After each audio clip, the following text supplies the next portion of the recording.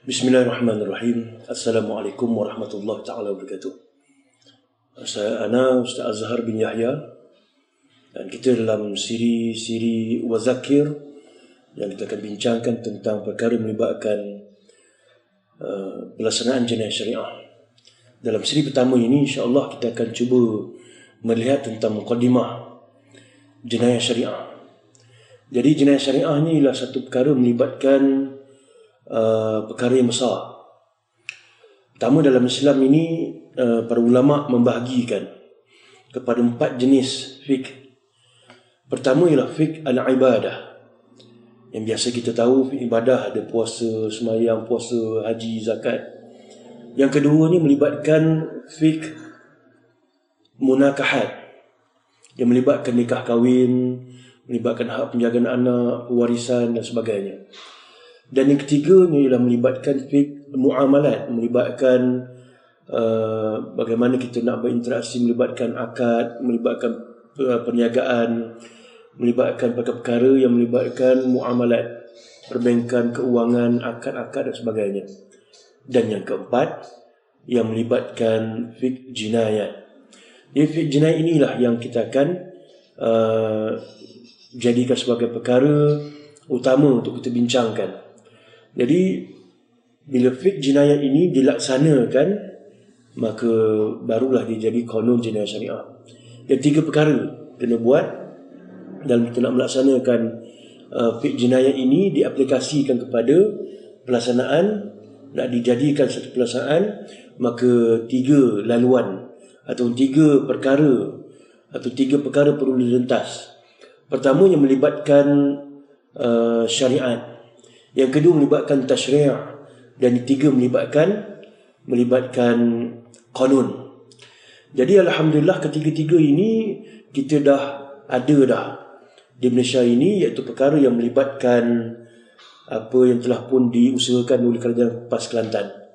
Jadi Kerajaan PAS Kelantan telah pun buat ketiga-tiga sekali, cuma nak laksanakan dalam proses.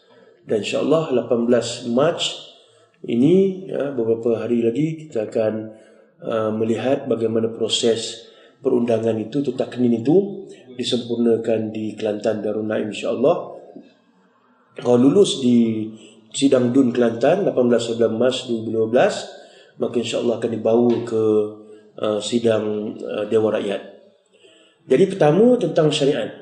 Syariat ini ialah perkara yang melibatkan asas kepada perkara melibatkan jenayah syariah ini. Syariat ini benda asas, itu benda ada dalam Quran, benda ada dalam hadis. Benda ada yang jelas dalam Quran dan jelas dalam Quran, maka benda asas ni biasa orang tak tolak.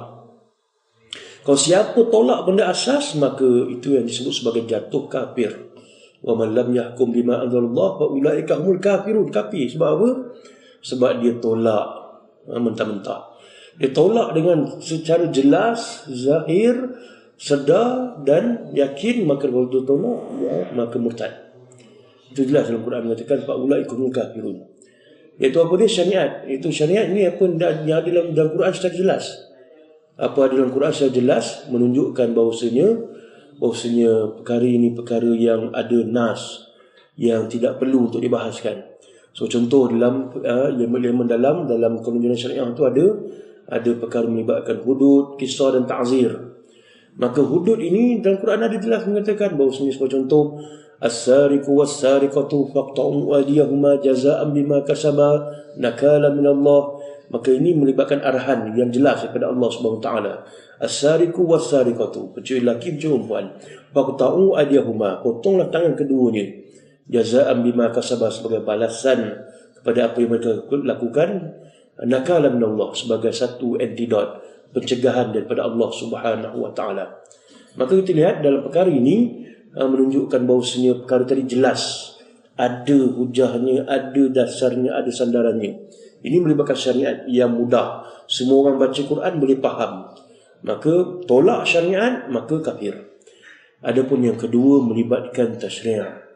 Maka melibatkan tasyri' ini ialah perkara melibatkan perbahasan fiqh. Berfiqah, bila melibatkan nak potong tangan, macam mana cara nak potong, Dia nak potong tangan ni ada cara-cara dia, bukan main potong gitu. Maka perincian dia tadi Boleh tak kita bius? Maka ijtihad. Adanya perkara melibatkan perbincangan. Pakar-pakar, mungkin bukan ustaz yang ditanya dalam bab potong ni, mungkin akan ditanya pada doktor cara terbaik potong bagaimana dan sebagainya. Maka benda ini berdasar kepada perkara pandangan-pandangan yang sama ada perbincangan tadi dibuat secara khusus oleh pihak yang yang menjaga agama, itu para ulama, atau pihak yang diperlukan untuk merincikan lagi doktor, untuk mereka memberikan beberapa pandangan bagaimana cara potong yang terbaik dan sebagainya. Maka kita lihat itu nama tasyri'. Perbincangan para ulama juga, bagaimana umur 15 tahun ke, umur balik atau 18 tahun. Maka semua inilah melibatkan tasyri' perbincangan. Maka melibatkan perbincangan ni ada yang disepakati, ada yang dihilafkan. Maka melibatkan khilaf tasyri' ini bila nak buat satu undang-undang taknin yang ketiga nanti, iaitu taknin, maka al-hakim raf'ul khilaf. Hakim pemerintah akan memilih khilaf mana dia nak pakai. Maka Kelantan pakai umur balik 18 tahun. Itu juga banyak perkara melibatkan khilaf yang berlaku. Maka penting khilaf ini, penting tasyri' ini, penting perbincangan ini. Bila perbincangan ini, maka dia tidak melibatkan orang awam. Orang awam maka kadang-kala ada perbincangan yang detail mereka tidak tahu. Maka tidak menjadi satu benda yang menggugurkan akidah kalau menolak perkara melibatkan perkara yang dibincangkan sekadar benda khilaf. Tak setuju gitu, setuju begini. Tapi kalau dia tidak setuju tadi, dengan niat dia untuk tidak melaksanakan syariat tadi, maka wa man lam yahkum bima anzalallah fa ulaika humul fasiqun aw zalimun. Siapa tidak mahu berhukum dengan hukum Allah SWT, maka dia termasuk golongan yang fasik atau zalim. Tapi tidak jatuh kafir, sebab mereka tidak menolak syariat tadi. Cuma mereka beberapa perkara teknikaliti, dan mereka bukan nak betul kan, tapi nak buat melengah-lengah kan, nak buat lambat cari pasal je. Macam Bani Israel, tanya teknikal itu, tanya teknikal ini, bukan untuk buat, tapi untuk tak nak buat. Maka perangai Bani Israel ni ada ramai sekarang ni. Jadi kita bincang yang ketiga ialah taknin. Maka tasyri', syariat, tasyri' dan taknin. Yang taknin ini ialah diperundangkan undang-undang tadi. Maka diperundang daripada fiqh dan penjaga fiqh tadi ditukar dalam bentuk undang-undang. Maka bila ditukar dalam bentuk undang-undang, maka dinamakan sebagai taknin. Taknin ini juga telah pun selesai kalau kita kat Malaysia. Kelantan dah buat seawal 1993 lagi. Dan dia sentiasa berkembang sesuai dengan keadaan pandangan pelbagai pihak. Maka yang akan diputuskan pada 18 Mac 2015 ini adalah satu benda yang bagi saya antara yang terbaik. Dan insyaAllah taknin itu bila dah jadikan sebagai satu benda yang disahkan peringkat negeri dan disahkan peringkat pusat, maka insyaAllah kita akan menuju kepada pengamalannya. Maka pengamalan tadi ada beberapa teknikal lagi. Jadi 3 benda tadi. Jadi taknin ini maka dia merupakan kanun jenayah syariah. Maka dinamakan taknin tadi dengan, kalau di Malaysia, di Kelantan, kanun jenayah syariah 2 Kelantan. Maka kanun tadilah benda yang akan kita laksanakan. Maka bila melibat pelaksanaan dia ada kita guna hanya 6 sahaja perkara melibatkan hudud. Dalam perjanjian syariah ada 3 benda. Pertama, hudud, qisas dan ta'zir. Maka kita tumpu kepada pertemuan dengan saya, perbincangan dengan saya, iaitu melibatkan hudud. Jadi dalam bab melibatkan hudud ini dia ada 7 perkara. 1 perkara khilaf. Maka bila ada khilaf, maka kita tidak mengambil yang khilaf ini. Biarkan yang Kelantan dalam kanun jenayah syariah diambil 6 aja yang tidak khilaf. 1 yang khilaf tadi ialah melibatkan burah khilaf. Adapun 6 tidak khilaf. Tidak khilaf itu apa dia? Pertama, melibatkan perkara yang disebut sebagai maqasid khamsah. Maqasid yang paling besar itu daruriyat. Dalam daruriyat itu ada 5 daruriyat. Pertama, untuk menjaga agama, maka diberikan undang-undang hudud yang dinamakan sebagai undang riddah atau murtad. Maka murtad untuk jaga agama. Yang keduanya untuk menjaga nyawa, maka diadakan undang-undang qisas. Maka qisas ni insya-Allah kita akan bincang dengan tokoh-tokoh yang lain. Jadi selain daripada itu akan diadakan juga undang hirabah. Hirabah ini bukan sekadar melibatkan harta, tapi juga melibatkan nyawa. Maka merompak termasuk hirabah. Ada rompakan yang sampai melibatkan nyawa, ada merompakan melibatkan harta semata-mata. Maka begitu juga yang ketiga, menjaga nasal. Menjaga nasal iaitu keturunan, maka adanya undang-undang hudud yang melibatkan dua perkara, iaitu tentang zina dan juga tentang qazaf. Qazaf iaitu menuduh orang berzina atau menuduh orang meliwat.